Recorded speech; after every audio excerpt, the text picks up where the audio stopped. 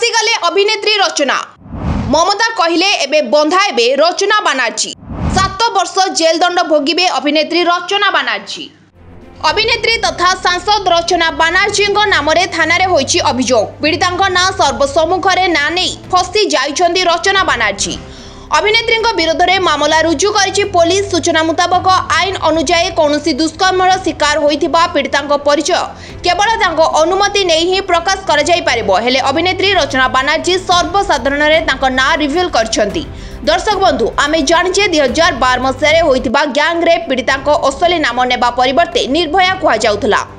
पीड़िता बिना अनुमति नाम सर्वसाधारण में प्रकाश करा जाई परिबो नाही। जदि केही पीड़िता नाम किंबा फोटो सोशल मीडिया रे शेयर करंती ताहले तांको उपरे कड़ा कार्यानुष्ठान निया जाए। आईन अनुसार 3 रु 7 वर्ष पर्यंत जेल दंड भोगिबार मध्य नियम रहिछि।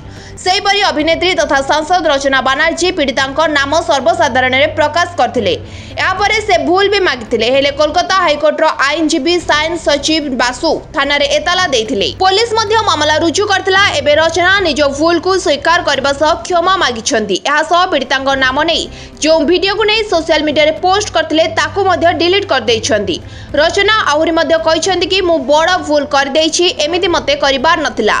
तेबे से जहाँ भी हेउना काहेकि रचना तांको भूल बुझी पारिछन्ती। तेबे एही घटना आगु कोन हेउछि ताहा देखिबाकू बाकी रहिला। Bureau report live life Odia.